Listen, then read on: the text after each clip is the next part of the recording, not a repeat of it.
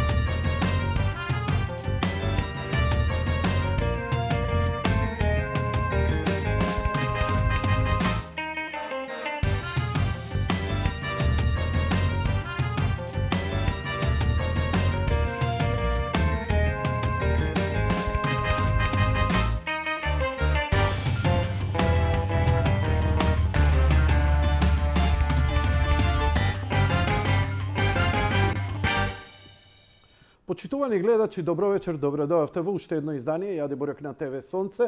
Гостин вечерво во студиото е лидерот на ВМРО ДПМН, Христијан Мицкоски. Господин Мицкоски, добро вечер, добро дојавте. Добро вечер и поздрав до вашите гледачи. Благодарам многу. Обично, мојави емисии и незиното име ветува некаков порелаксиран карактер, но за жал прилично се драматични ситуациите и состојбите и кај нас и во светот и простете ми веднаш ќе идам со клизечи у 16-тник. Како ги коментирате состојбите? Знам дека излеговте со партиски став во врска со случувањата во Украина. Многу ми не го слушнаа тоа. Можеме ли да ги повториме? Дали има некоја промена во ставот и што вие како опозиција ќе преземете освен овој став? Дали нешто ќе предложите во врска со оваа драматична ситуација која се случува? Па јас тоа го коментирав и во едно друго интервју. Македонија е премала за да може да геостратешки нешто влие, а се би дал јас лично и како човек и како политичар да можам да ја сменам судбината на сите тие луѓе кои што денеска имаат прилично предизвикувачки живот и прилично предизвикувачка судбина, бидејќи се наоѓаат во еден вкрстен оган таму во Украина, за жал. И тоа не е добро. Тоа не е добро затоа што прво имаме суверена држава која што трпи, би рекол, вакви разорувања кои што не се добри. И кои што ниту еден човек нормално не гледа со симпатија на тоа кој што таму се случува. Настрана од оние налудничави изјави на некои наши домашни политичари дека ние сме биле подготвени да завземеме страна во тој конфликт, една или друга и така натаму. И од оваа призма гледано на работите, мислам дека повторно на домашната политичка сцена тоа што се случува во Украина служи за дефокус од реалните проблеми кои што денеска македонскиот граѓанин практично ги живее, без разлика на неговата етничка припадност. И најинтересни ми се коментарите кога повторно некои политичари или јас ги нареков глодари кои што се уште го очекуваат парчето од фамилијата на власт, го делат народот во Македонија на проруски или проукраински и така натаму. И внесуваат повторно еден вид поделба меѓу населението наместо да обединуваат. Но тие партиски глодари треба да знаат дека овој народ му е прекуглава од поделби. И дека навистина бара нешто повеќе и од политичарите, но и од тие луѓе кои што влијаат на јавното мислење. Слушнав една изјава од Пендаровски, каде што констатира со жалење дека народот бил во Македонија, за жал огромно мнозинство, проруски ориентиран, барем така тоа го кажа. И јас морам да признам дека поглупава изјава од државник не сум слушнал. И наистина со вчудоневидување слушнав и ја погледав таа изјава и не можев да се изначудам на глупоста и на леснотијата со која што тој го рефлектира тој свој став. Не е народот проруски. Македонскиот народ никогаш не бил нити проруски, нити проукраински, туку бил промакедонски. Едноставно луѓето колку повеќе читаат статуси од Заев, од Али Ахмети, од Артан Груби, од Бујар Османи, од Димитар Ковачевски, од Стево Пендаровски, слава Украини, толку повеќе во знак на револт од овој политички естаблишмент завземаат таква страна.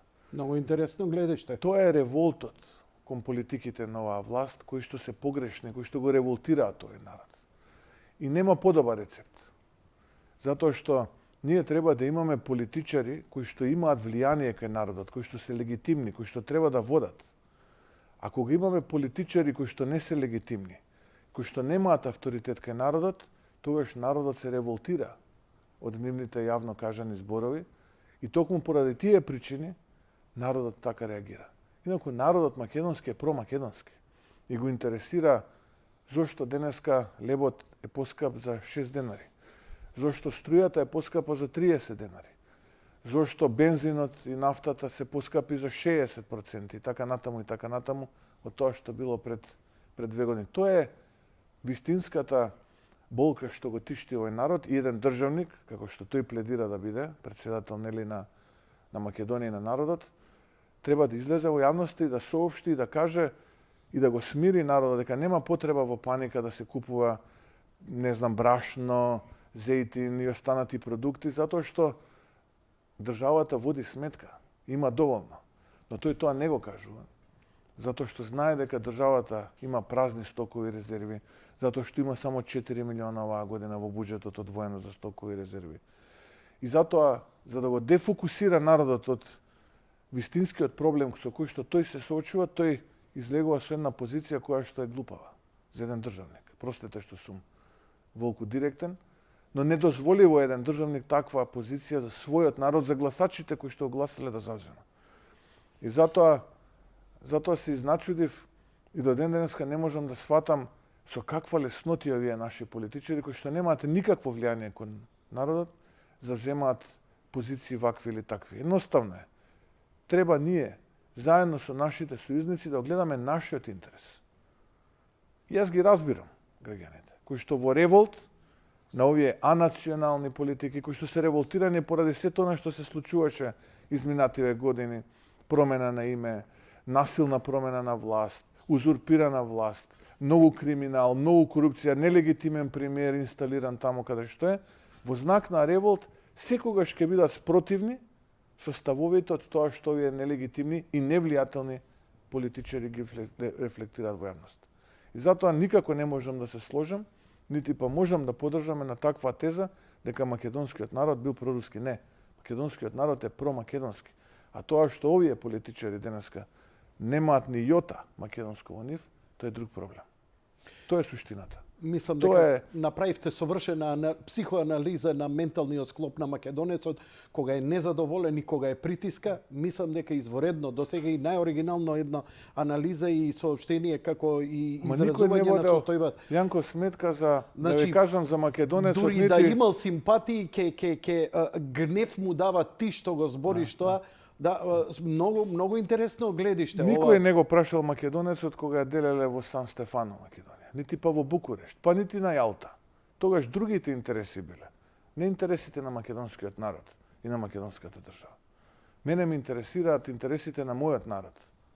На македонскиот народ и на мојата македонска држава. Тоа мене ме интересира. И ме интересира како тоа 100 граѓани македонски, половината уште останаа таму, не може да се ги донесат тука, а ќе одела Славјанка да војува. Тоа мене ме интересира. Сакам за тоа да ми дадат одговор. А не да ми кажува дека македонскиот народ бил ваков, таков и да го делат. Не. Тоа е револтот. Верувајте ми, тоа е револтот. Македонскиот народ е македонски и промакедонски. И си ја сака својата Македонија. Тоа е суштината. Све друго е дефокус и празни муабети од лоши и неуспешни политичари. Јас би додал и малку повеќе додворување до странскиот фактор за да се покажат колку се политички коректни.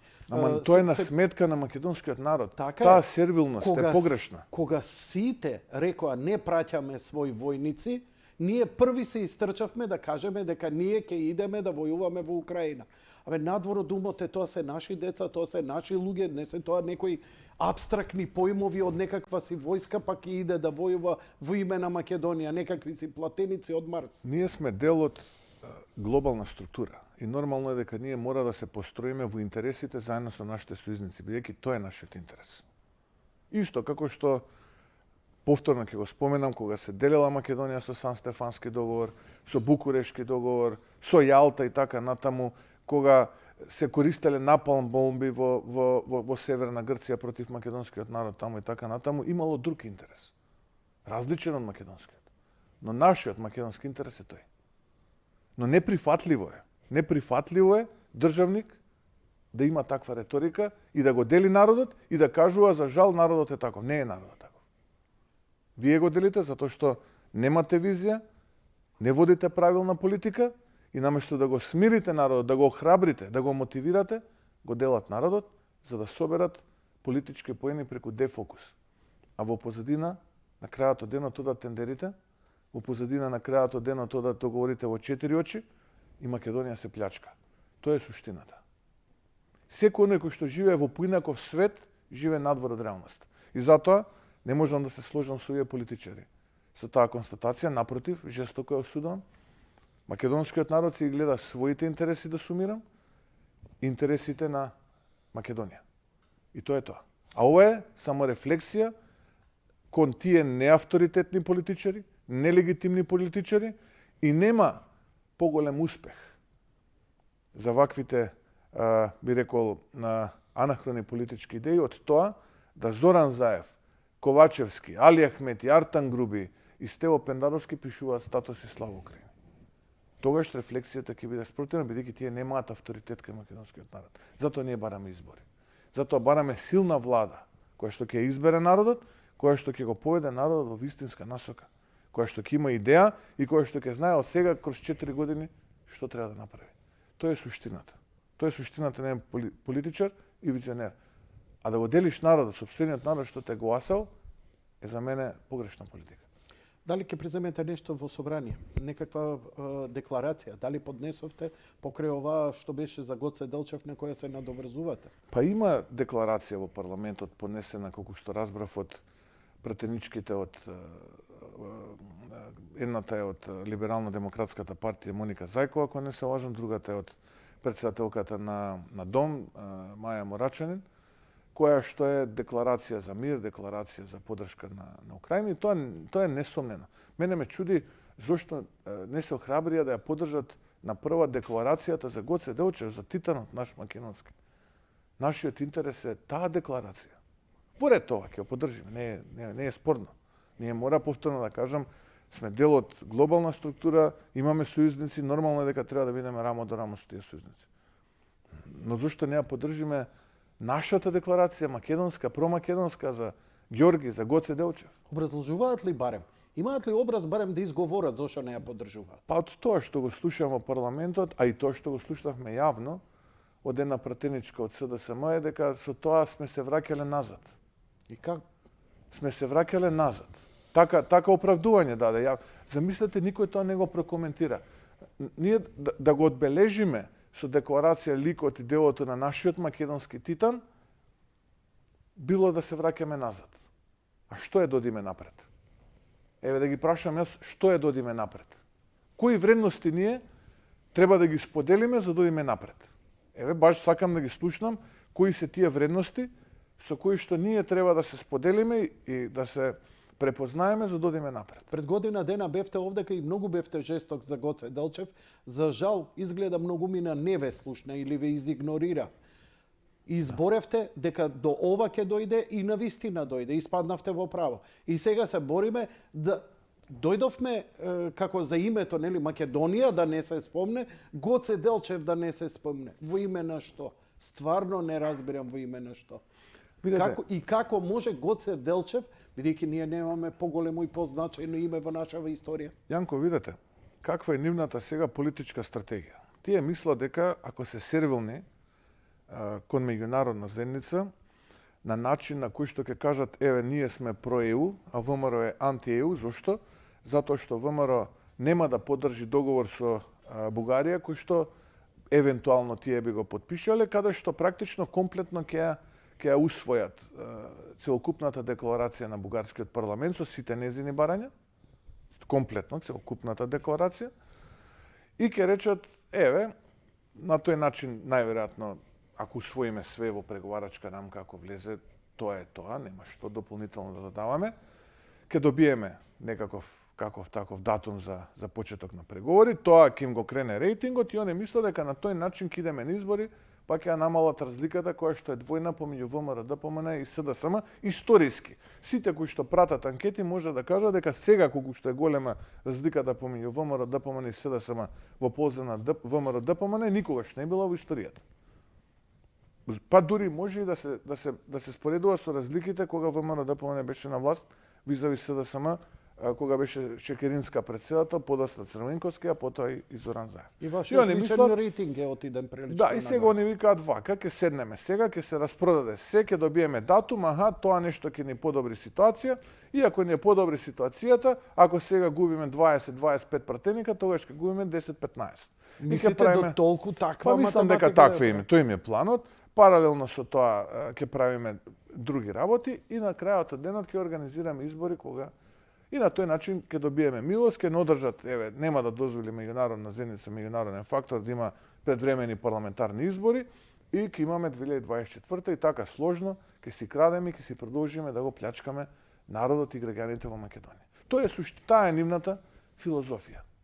Бидејќи човек кој што има политичко искуство знае дека оние поминаа точката, они го поминаа Рубиконот кога нема назад. Поминате. И тоа е поминат уште пред локалните избори. И за тоа зборував, иако малкумина веруваат тогаш дека тоа ќе се случи. Но се случи. Тоа што се случи за изборите, мислам дека беше големо изненадување. Дури и ваши членови за мене не беше тоа изненадување. Не, за вас не. Некои ваши членови беа просто шокирани, не верува. А и јас бев пријатно изненаден од храброста на народот. Како се охрабри, како да беше задушен со годините наназад, се охрабри и им се спротистави. И тоа мене ми даде многу надеж. Искрено да ви кажам, и мене ме зафати некоја апатија со луѓево и така натаму. Престанаа да зборат за името, престанаа за суштините на ова, но очигледно дека они вријат и оваа анализа што ја направивте на почетокот, што да ви кажам, едноставно иде во ваш прилог дека се тоа што го кажавте е точно. Многу внимателно треба. Ние не смееме и немаме право како политичари да бидеме неодговорни и да ги правиме грешките од минатото. Мора секој чекор, па дали бил тој мал, минимален, или бил голем, или бил джиновски, кога ќе решиме да го правиме врз основа на голема анализа, антиципирајќи ги сите предизвици. Да не ни се случи како напати во минатото, историски зборувам, 1 напред, 3 назад. И тогаш губи македонскиот народ и губи Македонија. Затоа многу внимателно изминатиот период ги одевме тие чекори. И затоа кога ви велам дека јас верував дека до тоа ќе дојде, и покрај сето дивјаштво што се случуваше во кампањата, пред гласањето, на самиот ден на гласање во првиот и вториот круг, јас верував. И никогаш не ја изгуби вербата во македонскиот народ и во граѓаните на Македонија. Затоа што тие се мудри луѓе, трпеливи луѓе и знаат да препознаат квалитет. Така и сега. И ова што се случува поврзано со вашето прво прашање. Повторно ќе кажам, е револт кон овие анационални политичари. Револт кон сите предавства што ги направи. Револт кон криминалот, револт кон корупцијата, револт кон сите оние 7-8 илјади луѓе кои што го изгубија животот поради корона пандемијата затоа што ни трчаа по провизија. И доправа тој револт ќе го видат на следните предвремени парламентарни избори. Тогаш ќе се соочат со најголемиот револт од народот. Тогаш одговорноста е наша. Тогаш сите овие работи што денес ги зборувам кај вас, ако останат неказнати, тогаш ние сме биле измамници, не поразлични од нив. За жал, ние денеска требаше да збориме од самиот почеток за економијата, затоа што вашата грижа очигледно, не само декларативно, ја покажувате само за добробитта на македонскиот народ. А ние сме во момент се давиме, тонеме во жива кал. Имено беа на некој начин овие 2 години што истрпевме. Малку народов и ги подзаборави 60 мртви изгорени, што во автобус, што во болница, Бог да ги прости. Трагедии, невидени трагедии. И сето тоа им помина. И мислат дека нема да има никаква одговорност во едно. Не поминува тоа. Верувајте ми, можда за доцнато ќе дојде казната, но ќе дојде. Познавам ја многу луѓе кои што мислеа дека сек може да им помине. Не. Добри сте. Верувајте ми, порано или подоцна казната ќе дојде. И таа ќе биде жестока. Немојте да мислите дека народот има кратко помнење. Секој политичар кој што играл на картата на кратко помнење на народот, така силно треснал. Така силно треснал што и самиот не бил свесен. Не. Верувајте во народот. Знаете зошто вака зборам? Очигледно, многу сте студиозен, пристапувате рационално, ја пристапувам емоционално. Не, емоција во политика не сме. Не, во право сте. Затоа често пати ја Затоа испаѓам велам, мал погрешен. чекор, ама правилен чекор е подобар отколку джиновски голем и 3 джиновски назад. Самите вие и вашето раководство, кои бевте толку силно омаловажувани, понижувани, такви напади, ја мислам дека така омаловажување не сум доживеал спрема да сретнам спрема некого, а вие бевте упорни и конзистентни во настапувањето така како што е. И еден ваш близок соработник само ми рече, ова нека ти е, исто му го реков приватно, ми вика, ова нека ти е доказ дека знаевме што правиме од самиот почеток, а и самите рековте. Дека свесно знаевте и дека до ова ќе дојде. Само подобро е вака, студиозно, одошто да биде она ура, а после 3 чекора назад убаво го кажавте, како што многу пати се случува. Ние сме мал народ на Балканот, кој што има богата историја, традиција, култура, обичаи и многу борба за да го стекне ова што нашата генерација денеска го има. И ние не смееме со ниту една постапка, немаме такво право. И ќе се однесуваме неодговорно ако со нашата брзоплетост го загубиме, а на добар пат бевме. Бидејќи тие луѓе кои што ја водеа државата и кои што за жал уште имаат рецидиви во дел од институциите, не за долго, затоа повторувам, да ја изгубат сето она што го стекнале нашите предци.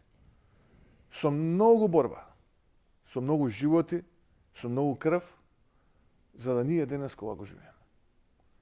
Среќа, како што секогаш работите биваат, се создаваат луѓе заминуваат, верувавме во тоа што го правиме покрај сите предизвици. И јас лично многу верував во сето тоа и верувам дека можеби овој пат е потежок, не можеби, сигурен сум, отколку додев по полесниот пат. Знаев дека целта, ако ништо друго, ќе ја видам. Еве сега ја гледам. Сакате Ако да ми пред 4 кажете дека години можевте популистички да постапите, на краток рок можеби нешто ќе ви донесеше, ама на подолг рок ќе изгубевте? Апсолутно. Така. ВМРО добро е столбот на државноста и историското ВМРО. Затоа велам, немаме право да се однесуваме неодговорно. Мора студиозно, мора темелно, секој чекор да го планираме, да ги антиципираме на противникот потезите неколку однапред. Па дури и оние кои што тој не ги планирал, да ги предпоставиме што ќе направат и како ќе направат. И сега тоа го правиме. И затоа ви кажувам која е нивната цел. Нивната цел е се што може да распродадат, за да не успее народ да добие сојузник од надвор, бидејќи они мислат дека се средува надвор, ништо тука не зависи од народот. Они велат, ако на дебелите црвени килими таму каде што шетаме по Брисел, по ова, по она и додека седиме во кожните фотели ни дадат извршна улога, ние ќе тераме таа извршна. Ако тие не речат не, они не разбира дека народот е суверен во оваа држава. Дека народот дава. Народот е тој кој што дава и одзема. Бюрократи водат корумпирани и компрометирани луѓе и политичари. Тие продолжуваат или кратат политичка кариера. А народот е тој кој што обезбедува место за тебе во историјата или те брише од тоа место во историјата. Може ли за економијата да преидеме? Нема проблем, јас сум тука во емисијата. Енергетскиот систем, како ретко кој политичар вие го познавате, а како дојдовме до тоа да за енормно кратко време ние ги испразниме нашите акумулации, да дојдеме до ваква ситуација да мораме да купуваме јаглен за производство на струја, да купуваме најскапа струја во, мислам, не знам, и сето тоа некако се заташкува. Народов уште не го има удрено. Што ќе ни се случи и како дојдовме на ова дереđe со оваа енергетска состојба, која уште не резултира, еве искрено да кажам, немаме големи, да речам, рестрикции на струја и така натаму. Прво, клучната теза која што има владата е следна. Вели, енергетска криза е секаде во Европа. Да, секаде во Европа, се слага. Ајде сега да видиме кај нас како можеше да нема енергетска криза. Просто, ако производните енергетски капацитети бидат во кондиција, односно ако правилно се менаџираат. И сега ќе се обидам со бројки, да објаснам. Пред 7, 8, 9 години, Елем тогашно, денешно ЕСМ, произведуваше електрична енергија од прилика 6,5-6,6 терават часови. Толку произведуваше. 2021-та, според моите неофицијални информации, произвел денешно ЕСМ, тогашно Елем, помалку од 3 терават часови. Чисто сега за бројка да знаете што... 50% помалку. Да, толку. Помалку од 3. Значи, тоа е некаде околу 3,5 милиони мегават часови. Ако 1 мегават час денеска на берзата Хупекс во Унгарија, која што е референтна берза, врз основа на таа берза се прават цените во регионот. Е 230, 240 за базна енергија. Еве, нека е 200 евра, за да не биде полесна математиката. А нас годишно ни недостасуваат, еве, рековме од 6,5, дегде околу 3,5 милиони мегават часови. Помножено со 200 евра, тоа се 700 милиони евра. Затоа што кога велиме дека ЕСМ во моментот добива од државата поддршка од 180-200 милиона за неколку месеци, тамо негде од ноември. Тука не се вкалкулирани парите кои што МЕПСО ги троши. Тука не се вкалкулирани парите кои што ЕВН ги троши. Пошто неофицијалните информации велат дека и ЕВН отприлика толкава сума што позајмила од банки, што донела од незината мајка фирма од Аустрија. И тука не се внесени парите конечно на компаниите кои што купуваат електрична енергија на отворениот пазар. Кога се тоа ќе се собере во еден базен, не се 180 милиона. Вкупно се оваа бројка која што ви ја кажав на крајот од годината.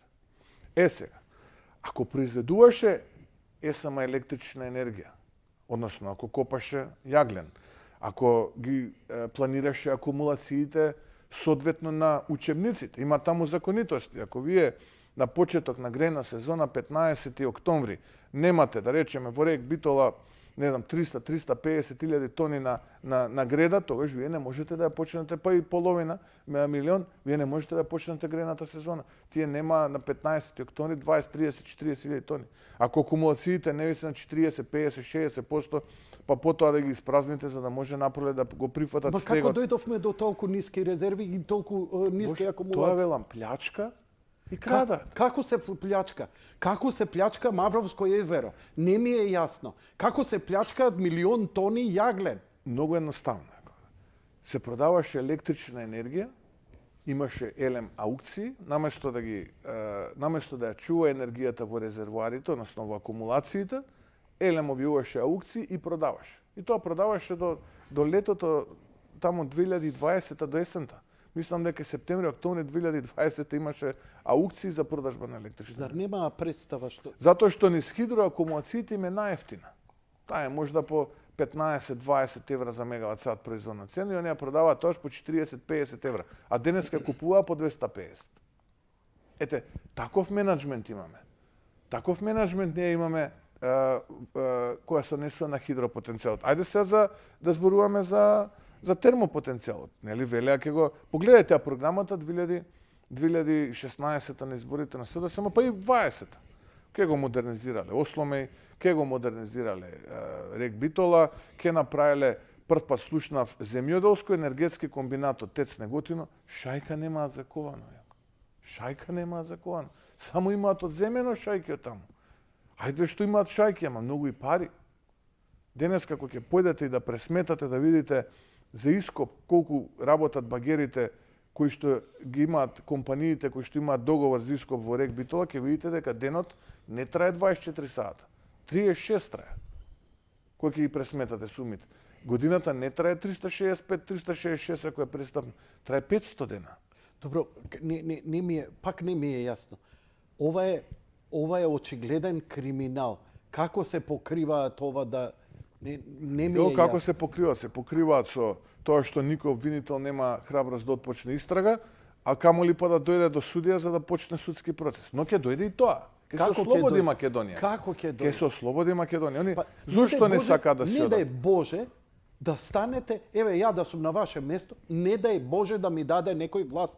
Ја како ќе оправите сега енергетскава ситуација у Македонија? Што ќе преземете да го и да се пресече овој криминал?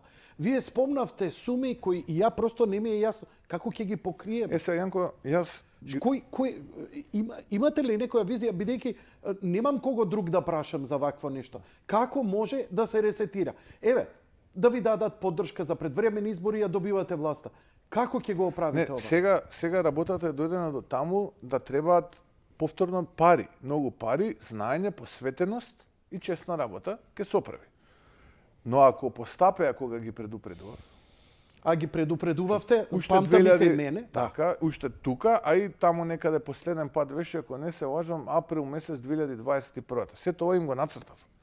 Тогаш велеа дека глупости зборувам, Зборете дека ви сум го исмева, плашал така е. народот, ми Да. смева, врска немам и така Еве натаму сме. и така натаму. Во тоа што го рековте. Од За жал. ноември дојдовме во ова што го реков. Во ноември дојдовме. И сега зашто зборуваме ние? Еве, конкретно зашто зборуваме? Зошто народот да ги плаќа овие луѓе? Они се свесни сега, Јанко, дека не можат понатаму. Они се свесни дека немаат идеја. Они се свесни дека премногу отишле далеко од Рубиконот. И сега не сакаат да се полечат затоа што се плашат од казната. Се плашат од казната на народот. И тие се сега заробеници на својот страв. Затоа они не сакаат предвремени парламентарни избори. Затоа што се они сега заробеници на својот страв, знаеш што направиле?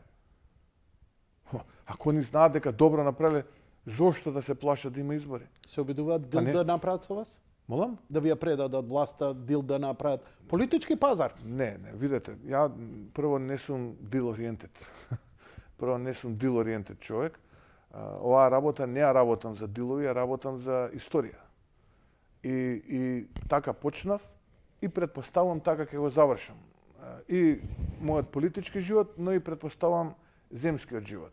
За да еден ден некој правнок дојде и да каже тој ми беше дедо. За тоа ја работам моја работа. Не ја работам за дилови. И со мене дилови не се прават.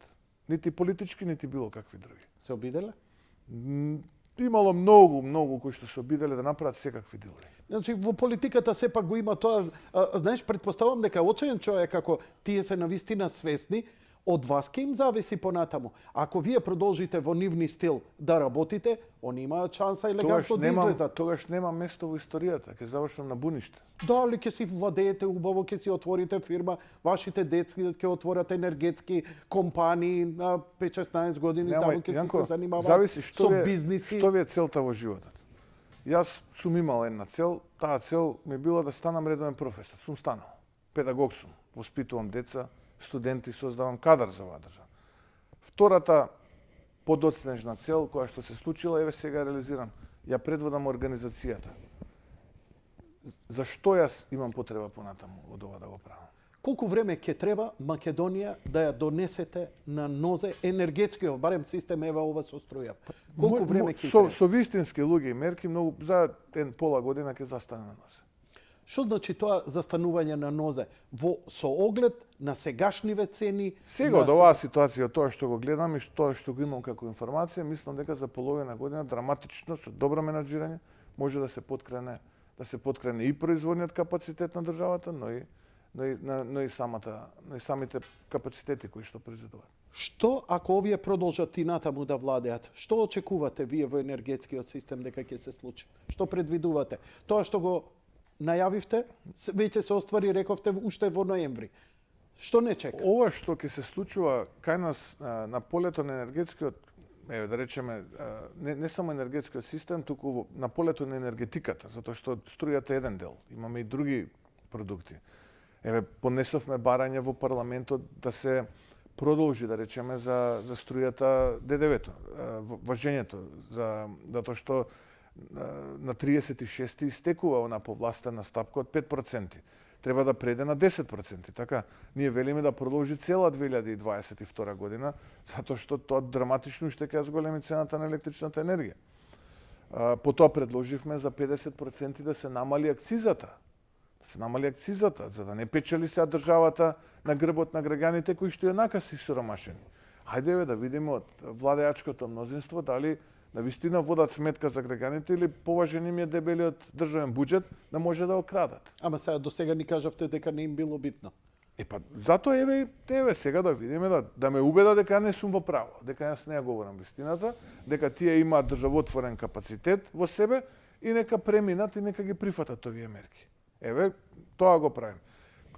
Понатаму, состојбата со затоплувањето. Драматична беше. Во Скопје, во 5 до 12 се носе одлуки, па се предава дејности, компанијата која што вршеше дејност го префали тоа на владата. И така, една хаотична ситуација, која што чини многу пари. Јас и тогаш реков, кога почна се тоа, кога беше веќе доцна, ноември месец, сега веќе требаат многу пари. Сега веќе доцна за превенција. Затоа што едно е кога вие инвазивно ќе лекувате некого, а друго е кога превентивно. Јас предупредив кога требаше да имаме превентива. Тогаш тие веле ако ние преземеме... Превентивата е секогаш и подобра, и поевтина, така и поздрава на подолг рок. Така сега ние сега треба... инвазивно, сега пари чинува. Тогаш ќе чинеше можеби 10-20% од ова денеска. Но денеска сега чини многу пари. Ваши, мои, на луѓето тука што работат, на граѓаните. Ја не велам дека ќе падне системот, ќе нема затопник, ама тоа чини пари. Исто како што А тоа ќе го плаќаме ние, граѓаните, од наши пари. Никој друг, граѓаните. За жал, граѓаните, неспособноста на владата, немањето визија, немањето план ќе плаќаат граѓаните. Тоа е најлошото нешто. И затоа ние велиме, луѓе, овие не ги бива. И затоа повикуваме на општествена поддршка. И бараме општествена поддршка да не ни се случат овие повторно. Затоа што само на тој начин може Македонија да тргне. Некој ќе рече, но вие само име до власт. Не, не е до власт. Ако така гледаме, можеби ние сме сега во најкомотна позиција. 2 пати поголем рейтинг, 50 на општини, критикуваме се. Не. Еве, ќе дојде денот кога ќе оповикаме народ. Ќе оповикаме народ. Јас лично ќе оповикам народот против оваа корумпирана, криминализирана и неспособна и анационална власт. Многу скоро ќе дојде ден. Ќе побараме општествена поддршка од вас, од луѓето што сте креатори на јавно мислење. Ако мислите дека вака добро, тогаш јас сум бил во заблуда. Ако не, придружете ни се. Да излеземе сите масовно. Да покажеме пркост. Да покажеме што мислиме. Сметате дека овие нема да се согласат за предвремени избори? Ама тогаш ќе преземете што? Јас пред 15 на минути се обидувам да ви кажам, тие се уплашени од својот страв. Тие се двојно уплашени. Како ќе се согласат? Они знаат што ќе им се случи. Ќе им се случи огромен пораз. Бевте на раб да ја срушите власта во парламентот. Се случи што се случи. Александар Николовски одека упорно тврдеше и тропаше на маса и беше убеден и ден денеска и се уште дека се случило криминално дело, дека бил киднапиран пратеникот кој го даде подписот за вас и така натаму и така натаму. Го делите ли и вие и тоа мислење дека тука нешто многу чудно се случи? Апсолутно немам никаква дилема дека чудно се случи. Мислам, тоа на секој што малку се занимава со политика му е јасно. Тоа душата, срцето, Брисел, Вашингтон, тоа се само глупости.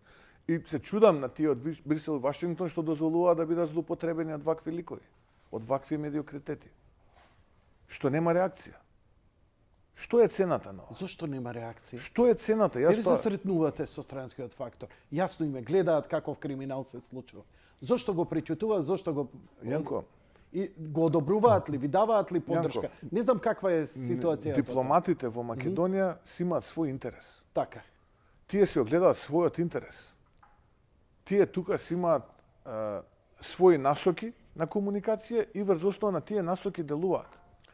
Не се Проблемот е слагам. што ние немаме такви... Ама не се слагам. До 2016 ви влагаа у штабови и ви кажува и ви збореа, вие сте криминалци, треба да ја дадете и така натаму во времето на Груевски, вршеа притисок врз... Ама такви насоки имале. А така. Такви насоки може би имале. И Тоа е суштина. Ние треба во да си се право сте. грижиме за нашиот интерес. Во право сте. Ние треба да се грижиме за интересот на македонскиот народ и на нашата држава, на сите граѓани во Македонија. Политичарот треба за тоа да се грижи. Ја не можам да очекувам дека некој кој што вдека е на времена работа од 2, 3, 4 години, небитно, ќе се грижи повеќе за Македонија од мене.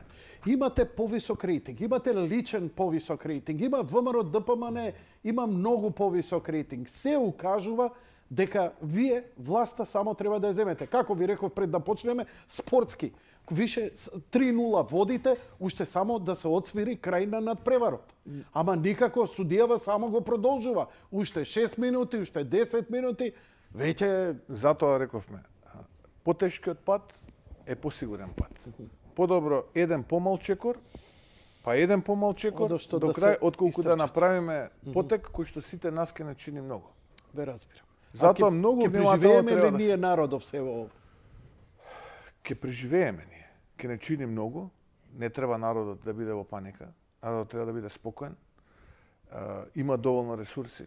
Не треба да потпадне на пропагандата која што доаѓа од владата, на дефокус, на рефлектирање кризна состојба. Не е ситуацијата алармантна за Македонија, дека ние сега ќе западнеме во една ситуација на безизлез, па мораме ние сега дома да правиме залихи од шекер, од сол, од брашно, од зејтин и така натаму. Не. Синоќа беше општа хистерија. Денеска ги одмрзнаа цените на Народот маслото и треба брашното. да е спокоен и таа работа ќе се заврши. Проблемот е дали власта води сметка за проблемите кои што допрва ќе дојдат. Еве, повторно ќе кажам. Пред вчера или завчера комунициравме со дел од членовите на извршниот комитет кој што направи една анализа од прилика Македонија колку увезува и извезува во земјите кои што се афектирани од конфликтот. Еве, конкретно Украина и Русија. Добро. И ако видите, ќе видите дека некаде околу 20-30 милиони евра се земјоделски производи. Земјоделци, еве ќе дојдат сега на ред раноградинарските производи, ќе дојдат на ред праската, кајсијата, ќе дојдат на ред производи кои што земјоделците таму ги носеле. Па ова ни влада не го комуницирала со нас, вие ни го комуницирате. Да, и сега а не сте ни повикани вие ова да го Не, ама тоа е затоа еве зборуваме отворено. Тоа треба владата. Сега да рече, видете, пошто тој пазар ќе биде најверојатно затворен, да бидат безбедни тие 5, 6, 7, 10 илјади семејства кои што имаат ниви, кои што растат вакви производи таму, одгледуваат и така натаму. Не се секирате, наместо Украина и Русија, договоривме пласман, Германија ќе ги откупи. Шпанија, Франција, небитно. Најдовме пласман, бидете спокојни, по повисока цена. Тоа прави сериозна влада. И тоа може да го направат една турнеја за 7 дена, може да завршат работа. Тоа прави сериозна влада. Нели, ако се партнери, А не ако кажува председателот на државата, народот не бил ваков, што да правам, или народот ме свиркаше, некојаш требаше и да го истрпиш тоа, затоа сум платен. Не, дечко, не си платен ти за тоа. Ти си платен да мислиш за овие работи. Како сега на народот да му обезбедиш екзистенција. Се сеќаваш на онаа старата нивна, не чини народот. Па, ке им се деси народ на следните избори.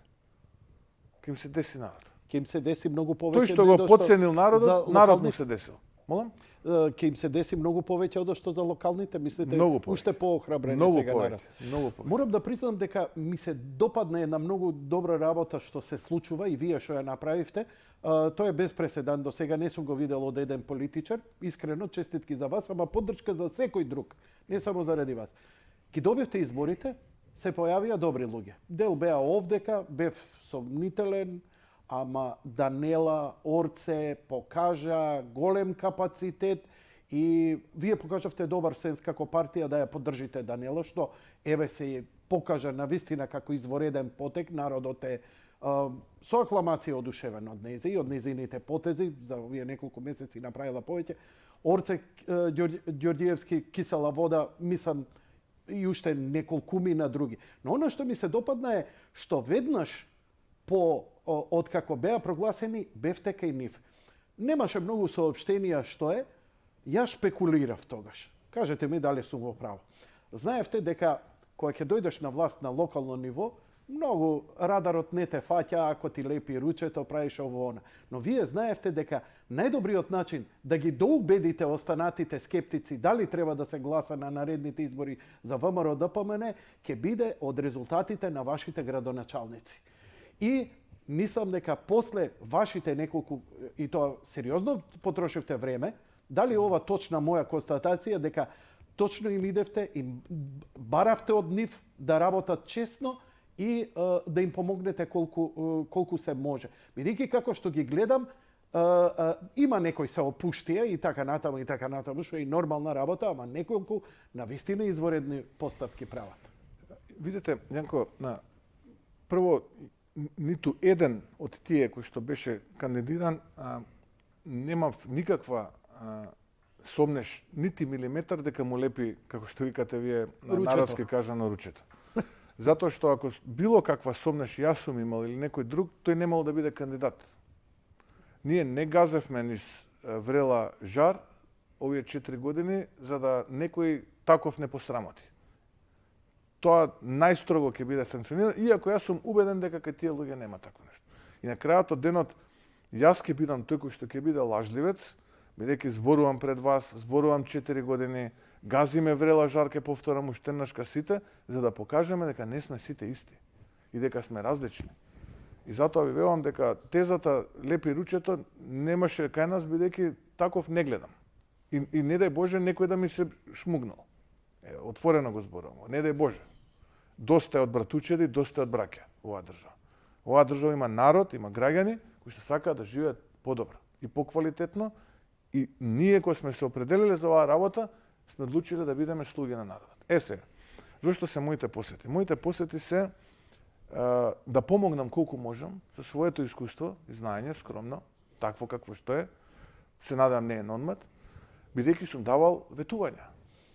Време на кампања, изминативе 4 години сум давал ветувања и ќе давам ветувања дека ќе биде подобро. Да констатираме каква е состојбата. Сите тие некаде ноември месец минатата година ги превзема позициите градоначалници. Видео од прилика што се случувало, што наследуваат. За жал буџетите кои што ги правеа се најчесто врз основа на програмите кои што беа усвоени од претходната локална власт. Сега тек со ребалансот нешто ќе направат, па дојде нова година, зимата и така натаму да се подготвиме. Сега таму некаде од пролет почне една голема градежна офанзива, затоа што народот мора да види дека сме сите, не сме исти, дека сме поинакви, дека сме различни. И тоа е суштина, да направиме добар план, затоа и ангажирав луѓе повеќе во кабинетот кои што имаат одговорност и во извршниот комитет. Наистина сум презадоволен, таква една хармонична состојба влада што сум презадоволен. И кај градоначалниците мотивирани се, со сите нив поединечно се видов, разговарав. Точно знаеме кои проекти ќе ги реализираат, кога ќе ги реализираат, кога почнуваме, кои се во фаза на реализација. Сите се исклучително мотивирани, исклучително. Имам голема верба во сите нив, од првиот до последниот, од најмалата општина до најголемата општина. Кога велам најмалата, зборам, не знам, од Конче, Карбенци, да ми простат, не сакам да го подценам тоа значење, од Каменица, кој што можеби по жители се најмали, па се до Скопје. До Кисела вода, вие споменавте Газибава, Тимче, Аеродром, Александар Ѓорче, Даре Бутел и така натаму, Иван Штип, Тони Битола, Борче Прилеп, Пеца Кохрит и така натаму. Знаеш што е добро исто човечки? Затоа што и да има некоја послаба карика, мотивацијата што е кај овие другиве кога веќе гледаат и него ќе го мотивира да почне. Знаеш, обично се прелева тоа како са, ако овој не работи или му лепи ручето и тој ќе почне и третиот ќе почне, така и претходната власт затоа и изгубија. Ама гледате се, затоа што тој што требаше пример да им даде, им даваше лош пример. Повеќе со ароганција, со све. Овдека покажа малце повеќе емпатија. Нема фрустрација. Не сме Македонија да си дозволи политичари со фрустрација и ароганција. Не сме. Доста ни се порази. Тоа не смееме да си го дозволиме повеќе. Погледнете како безобразлук. Поминаа 100 дена, даваме отчети. Ниту еден од нив не се појави, ниту еден од нив не демантираше дали било така, дали било. Еден отчет не даде. Дали вие видовте градоначалникот на Струга да даде отчет? 4ти мандат му е. Дали вие видовте, не знам, градоначалникот на Валандово, подпредседател на СДСМ да даде отчет? На Струмица да даде, на Пробишти, и тие имаат градоначалници. Не се безич. Дали видовте некој од нив да каже што направил? Еве, ја барем не видов. Градежна офанзива, значи почнува сега. Градежна офанзива, стотици милиони проекти и тоа е суштината за која што ние баравме поддршката. Секој еден проект, можам да ја кажам, во секоја една општина. Точно знам што ќе се прави и јас лично ќе го мониторирам тој процес. Тоа што ќе го почнеме сега, нормално. Тоа што ќе остане за следната година. Но мора, верувајте, да ја вратиме вербата кај граѓаните. Народот ни е разочаран. И со право е разочаран. Владе максимата, сите се исти. Не сме сите исти, луѓе. Различни сме. Не сме сите исти. И ќе ви покажеме дека не сме сите исти. Верувајте ни, дајте ни поддршка, ќе ви покажеме дека не сме сите исти.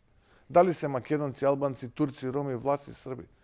Помогнете ни да си помогнеме. Ништо не значи зборов и оваа реченица, ама реченицава ви тежи затоа што веќе се гледаат дела. Се гледа. Само по делата се гледаат.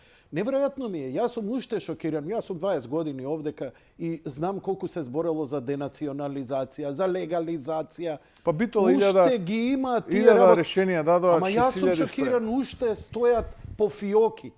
Го праша Форце, викам како уште првата вечер дадовте документи за легализација, стоја у фиока. Како тоа стоја у фиока? Не ми е јасно. Значи готово све било. Немало никаква причина да не го даде. Сега, нели, можеме да збориме што се X причини. Ама мене ми останува како човек навистина нејасно. Еве ќе ви кажам зошто тоа го правеле. Оти биле зафатени со други работи. А кои се другите работи? Тендерот за осветлување. Тоа било врвно достигнување на градоначалниците на СДСМ во 10 општини. Се прави предмер со стотина позиции за улично осветлување. Да. Од кои што се користат 5 до 10 ставки, а другите служат како декор. Тие 5 до 10 ставки се 3 пати поисоки цени од пазарните, а сите останати се со 1 денар. За да на крај сумата биде најмала. И да речат, го избравме X фирмата, ја избравме затоа што таа беше најефтина. А никогаш од овие ставки кои што не се користеле, не биле нарачувани од тој кој што го добива тендерот. И ќе опрашате, еве, Орце, кој ќе повикате Стениот пат, Боби, кој ќе повикате од Гази Баба, Дарко од Бутел, да ви кажуваат што им кажале на тие кои им нарачале ставки кои што не се нарачувани до сега, кои што биле 1 денар. Еве, на пример, има една општина во која што 150 ватна лед светилка е 1 денар. Викам, дај да им нарачуваме 10.000. Дај да им нарачуваме 10.000 денари. Еве, јас ќе одвојам од платава, ќе нарачуваме 10.000 сјалици. А замислите, 75 ватна чини 50 евра. 3.000 денари. Така ја краделе Македонија. Така го краделе народот. Не ми е јасно. Не. Овие луѓе така го плячкале народот.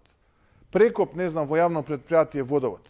Прекоп асфалт, еден тип, ваков тип, таков тип, по една цена, другото по 1 денар. Пошто тој по 1 денар, што никош не го користиш. Може ли ова некако да се isprocesira утре со Ама на некаква кого да го ревизија? дадеме, на Русковска? Па зарем вие сега да бидеме сериозни, замислите тоа ќе се заврши со епилог. Тама работа. Може ли да се направат таму големи промени позитивни? Значи, едноставно ресетирањето на нашето општество и тргнувањето напред нема да дојде со чистото доаѓање на ВМРО ДПМН, туку што? Ветинг во правосудството, донесување... Тоа е еден мачен, болен процес кој што ќе треба сериозно. А Македонија уште никогаш не ја успеа овој процес. Прво треба да престанат обвинители и суди да коленичат пред кабинети на министри и премиери. Како? Едноставно. Ке дојдат политичари кои што немале потреба нити од обвинители, нити од судија. Едноставно е. не знам нити еден обвинител, не знам нити еден судија лично од телевизија што сум ги слушал. Западната либертаријанска теорија... Имало многу, еве и до ден денес канко има Ајде, ако многу ме пуштите, да. кои што еве само ќе го кажам кои што имаат барања да се видат, да се сретнат. Што имаме ја заедничко со нив да зборам? За овој случај да ми кажале за тој случај. Абе, недопирлив он треба да биде до крај на живот и изолиран од тебе, Тоа сакам од да било кажам. кој. Знаете што? Либертаријанското филозофија на западното за правосудството и за некорумпираноста на такви личности е да ги преплатиш. И јас се викам, и долго време уште од 103 наваму, викам, абе стварно, дајте судиите по 10.000 евра плата, дај. Никогаш да не се корумпира, од никого да не зависи. Никој да не може да му ја крати платата. Абе со таа плата да биде мотивиран да суди најправедно. И ќе А речеш колкава така е. плата треба да им даеме на професорите? Не, тоа... На докторите? Не, се На славам. вас колкава плата треба? Така ако се тргнеме согласувам. нема крај тоа. Се Они согласувам. си се доволно платени. Не, сакам да кажам како се поништи оваа теза како ми падна. Катица Јанева имаше 40 своји слуги, која можеше да биде британска кралица на Македонија. И плата огромна. Со плата 5.000 евра. Па и не можеш... 5, она имаше колку јавниот обвинител, ако не се лажам, но со ние дополнителни што ги правеа, Господ знае колкави бе. И се покаже на крај дека ете и она е корумпирана. И изгубија надеж. И народов што чекаше некаква правда, па и Шарениве. Ја имав овде во емисија големи покајувања од нив. Вика, ние имало луѓе таму кои сериозно верувале дека ќе прават некаков ресет. Еднобојни, шарени, нешарени, небитно. Народот сака правда. Така. Народот не сака неказнивост. И тоа е најголемиот проблем. Тоа е најголемиот проблем. ВМРО ДПМН е како партија. 4 години се држи во заложништво со блокиран имот, до скоро со блокирана сметка, затоа што некој сакал да оствари политички бенефит. Тоа е партијата која што е сега на власт. Македонија е мала. Точно знаеме на кои обвинители, на кои суди, што им е кажувано за да ова се случи. 4 години не држат. Го видовме тие И случаи. па изгубија. Еве, против народ, затоа велам не може никој. Нема. Па се им се случи дебакал на локални. Тоа до душа требаше да им се случи на предвремените 2020, но тоа се случи ковидот. бруталниот подкуп и масовниот подкуп што се случуваше поради ковидот и злоупотребата. И па изгубија поброј на пратеници, но као коалиција тогаш нели со Бесосвоја па се случи ова што се случи. Изговоривте еден оригинален нов збор, сакам да го малце образложите. Стагфлација. Па да, тоа е стагнација во економијата и инфлација. Односно, јасно е дека... Ја не сум го чул овој збор додека Да, вие да, ми го има стагфлација. Имаме ние Зошто сме ние во состојба на стагфлација и што значи Па тоа? имаме стагнација на економијата. Сега четвртиот квартал, гледате, индустриското производство е негативно. Паѓа, очекувам, мислам дека утре ќе излезе податокот. Добро. Очекувам да не биде голем, односно економијата да не стагнира. Може би се движи меѓу 0 и 2%, тајде да речеме. Иако базата од минатата година со кој што се споредува е премногу ниска, па затоа велиме стагнација имаме во економијата, а имаме па инфлација, односно намалување на животниот стандард. И тоа го покажува Државниот завод за статистика.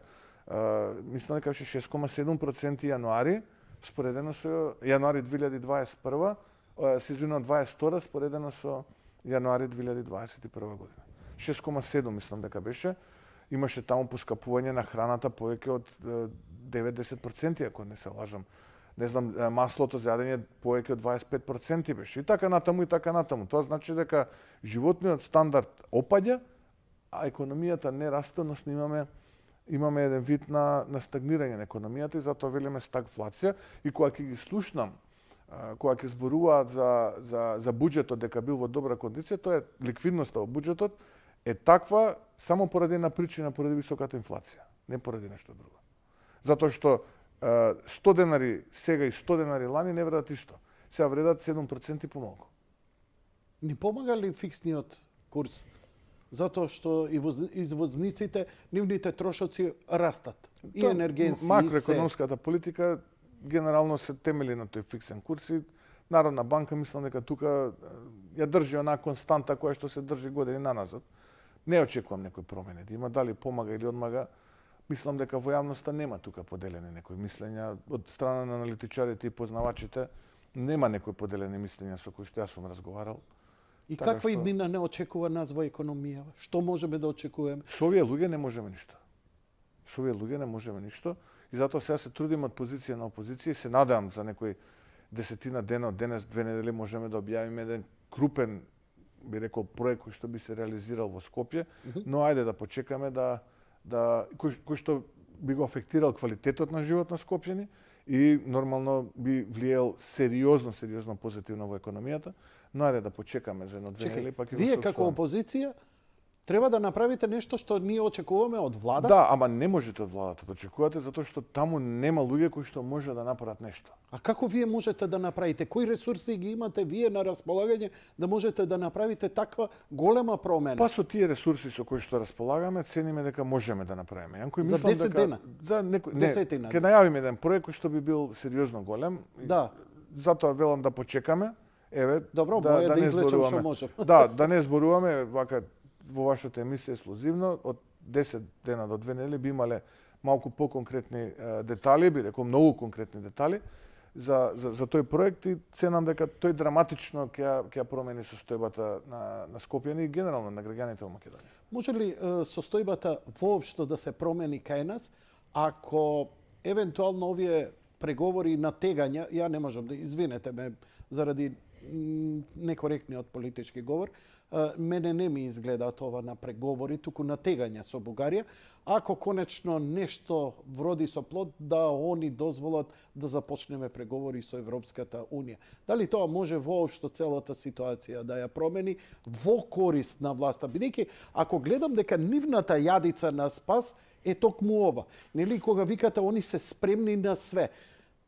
Викам, зошто би биле спремни на све и гоце За да да ги- дојде све? затоа Затоа што- што тоа може да ги одржи во живот. Така е. Да практично да останат до 2024 таму кога отприлика заедно со претседателските избори би имали предвремени парламентарни. Ви им побаравте Тоа е гаранции на бугарите. Па, генерално во бугарската јавност има две позиции. Едната е официјална, таа е декларацијата на бугарскиот парламент, која што е потврдена и од бугарската влада, така. Цемент. И тоа е тоа. И втората позиция, и таа декларација практично или резолуција или веќе не знам како се нарекува тој документ, но небитно усвоен од бугарскиот парламент, потврден од бугарската влада, често пати го кажува и го повторува председател Радев. И дел од аналитичарите, круговите и од интелектуалците, креаторите на јавно мислење во официјална Софија. И втората позиција е да вметнеме дел од бугарскиот народ во македонскиот устав. Добро, велиме во ред. Еве, вие имате легитимно барање, имаме и ние. Ако е така, дајте тогаш да видиме, да најдеме заеднички јазик, консензус околу тие две барања. Вие да потврдите и да гарантирате, без фусноти, без додавки, наддавки, придавки и така натаму, македонскиот јазик си е македонски јазик и како таков ќе се користи насекаде во светот без исклучоци. Без 46-та, без ова е она. Ама што ако кажеме дека бил кодифициран таа и таа година? Што менува тоа? Океј, Ништо нека не кажат. менува. Македонскиот јазик е македонски, без додавки, наддавки, фусноти, придавки и така натаму и така натаму. Со своја антропологија. И тоа им смета. Второ, па и да дадат гаранција. Второ, да кажат дека македонскиот народ е различен од другите јужнословенски народи со своја многувековна историја, традиција, култура и обичаи. Трето, употребата на придавката македонски. И конечно на крај да се обврзат дека нема да не повеќе понатаму блокираат затоа што ќе имаат некои своји субјективни причини. Семако нема некој објективно. Сега, ако ние не сме доволно добри, не правиме реформи и така натаму во ред. Но ако некој од таму премиер утре иден или министер каже не може да идете понатаму затоа што не е Гоце Делчев како што ние сакаме да биде, тоа не може да биде така.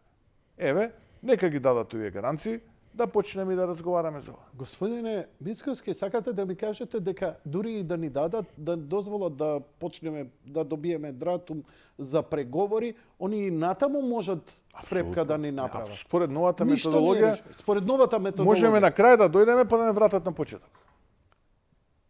Ова не го знаев. Па нема, тоа се кластерите. Новите кластери, можеме ние да дојдеме на крај, сосема на крај, и они па да не вратат на почеток. Па што е ова? Сизиф. Ова не е влез во ЕУ. Па затоа бараме гаранции. Оти народот веќе нема доверба. Не може така лесно ние да лицитираме со преговарачките позиции на Македонија, со промена на устав и така натаму. Што добиваме ние тоа? Дајте да видиме, некој нека ни даде гаранции.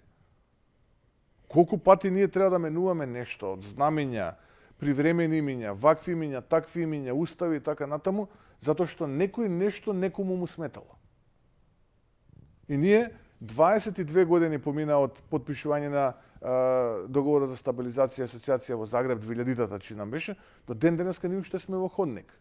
Тогаш уште Хрватска не знаеше ни што е договор за стабилизација и асоциација. Денеска читам на Facebook профилот на мојот пријател Пленковиќ, 10-11% господарството, односно расте домашниот производ на Хрватска 2021 година.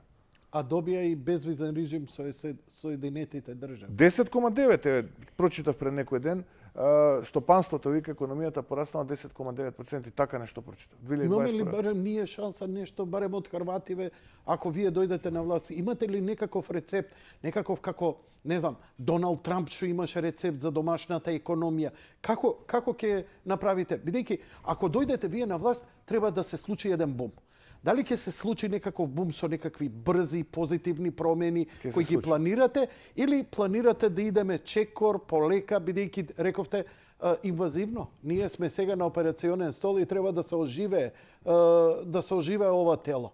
И ме интересира каков ќе ви биде концептот. Дали имаме шанса за некаков оној буст како што еве, простете ми уште еднаш, Трамп ќе го користаме, иако не можеме Америка и Македонија, но нели Трамп презеде некои мерки кои едноставно го зголеми вработувањето, го зголеми, ги натера американските фирми да се вратат, им даде поволни услови за работење тука. Нашите политики треба да се адаптираат на спецификите на нашата држава и на граѓаните. Ние не можеме да се споредуваме со Соединетите американски држави и со политиките кои што се водат таму по ниеден основ. Не, тоа се разбираме, ама ме разбравте што ве прашувам. Имаме план, имаме јасен план. Значи имате план. Имаме јасен план, имаме сериозна и робусна реформа која што планираме да спроведеме на неколку полиња, која што ќе даде резултат. Која што очекуваме да даде резултат. И сме сигурни дека ќе даде резултат врз основа на нашите интерни анализи и во економијата, но и во другите области.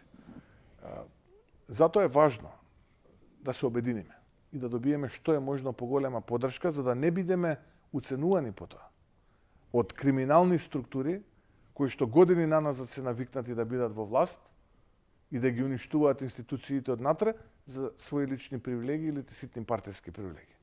Затоа ни е битно, многу важно ни е да добиеме општествена поддршка, масовна, робусна поддршка, за да не бидеме уценувани во тие политики. Нема да дозволите од вашата партија да се пројават како овие сегашни локални шерифи и мангупи со провизии. Рековте овдека и преска, рековте, ја лично нема да дозволам ниеден да мрдне. Јанко, додека сум јас жив и додека јас сум дел од ВМРО ДПМН и го водам ВМРО ДПМН, толерирање за тие работи ќе има нула. А тој кој што не дај Боже, повторувам, не дај Боже, ќе направи било каков чекор во таа насока, ќе биде жестоко санкциониран. Пожестоко, неголи ако бил дел од нашиот политички противник. Ке повторам, жар не газиме изминативе 4, веќе 5 година, за да дозволиме некој да не избрука или да не застрами. Тоа нема теоретски шанси јас да го дозволам. Очекувате, кога вака временски рок некако рамковно, кога очекувате, рековте дека наскоро ќе го повикате народот да ви даде поддршка и кога очекувате дека би се случиле предвремените избори кои овие ги не реагираат, дека воопшто и ќе се случи? ВМРО ДПМН треба внатрешно да биде подготвен за да ја абсорбира таа поддршка. Ние во моментот се уште имаме внатрешно репозиционирање, реструктурирање после локалните избори, бидејќи многумина од нашата структура добија поинакви задачи.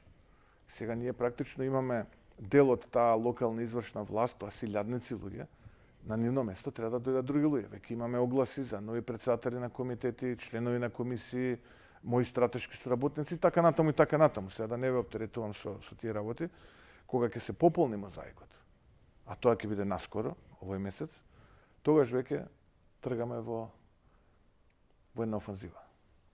Ке може ли да се направи таа промена? На сите, на сите предвремени фронтови, да. институционално и вонинституционално. Но промена за предвремени избори треба да се случи во собранието. И тој еден глас ќе биде повторно пресуден.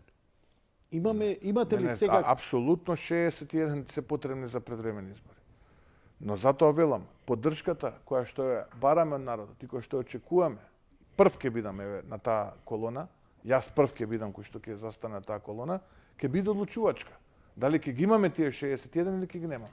Мислите дека тој јавен притисок и јавната поддршка Апсолутно. ќе премислат некои луѓе кои Апсолутно. тврдоглаво се држат кон оваа Народ власт? никој не победил. Народ никој не победил. Што викаш, на крај ќе се подразмислат кога ќе видат масовност. Народ никој не победил. Верувајте ми. И заедно комбинирано тоа со институционална поддршка, никој тоа не може да го победи. Една изборна единица или да останеме на истиот систем? Со барањето за една изборна единица само сакавме Јанко да ги извлечеме на чистина. Нас ни одговара како сакат. Само да ги извлечеме, да покажеме дека внатре, прво во коалицијата на СДСМ нема кохезија, а потоа и внатре во владата нема кохезија. Како што беше за отворените листи, кога требаше да имаме локални избори. Нашиот преговарачки тим им рече, сакате отворени листи? Еве ви отворени листи. Ама чекате сега како отворени. Еве ви отворени листи. Ајде на отворени листи додиме. Ама чекате сега не чини тоа, па од помалите партии ќе нема ниту еден совет. Па луѓе, сега вие излагате во јавност, помалите партии викат отворени листи ќе било добро за демократијата. Не прогласувате нас како ВМРО ДПМН дека сме непријатели на демократијата. Еве ви отворени листи. Ајде на отворени листи додиме. Нема, штама, толку. Сега им велиме, ајде на лист, ама чекате, не е тоа вака, па тоа не требало така.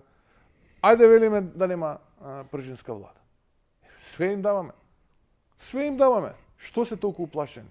Толку ли им се мили фотелите? Па порано или подосна ќе заврши тоа. Дали сега, дали месец, 2, 3 година, Јанко ќе заврши тоа. Толку ли им се мили фотелите? Господин Мицковски, ја ви благодарам за вечерашниот разговор. Морам да признам дека со годиниве како еднаш годишно барем се гледаме, ја ви благодарам поради честа што ја правите за мене и за гледачите. Морам да покажам, морам да констатирам, иако е ова некоректно, ама јас сум си го развил тој стил, дека има една еволуција кај вас и вас лично, а и во односот во партијата. Јас со многу скепса сум ги гледал тие работи, затоа што онаа 20-ка ми дава за право да гледам на скепса спрема луѓе и спрема политичари. Но ви честитам, еве искрено, ова што го направивте на локалните избори и ова што го издржавте овие години, само иде во ваш прилог и многу поголема тежина имаат вашите зборови сега со сето ова што се случуваше. Јанко, ја ви благодарам на искреноста и можеби оваа искреност и таа скепса на почетокот мене ме мотивирала да бидам подобар, да учам од грешките и да напредувам. И секој политичар кој што конкретичарите гледа како непријатели, тој не може да биде успешен и зрел политичар. Од секоја критика треба да извлечете поука и да се обидете да бидете подобар. И така и во животот. Тој на младите им го препорачувам. Колку и да изгледа и да звучи, ама стварно нема не друг ги рецепт. отфрлете критиките. Не. На крајот од денот, сепак ви благодарам на искреноста. Ви благодарам за учеството. Почитувани гледачи, тоа беше се за вечерва. Лека ноќ и пријатно.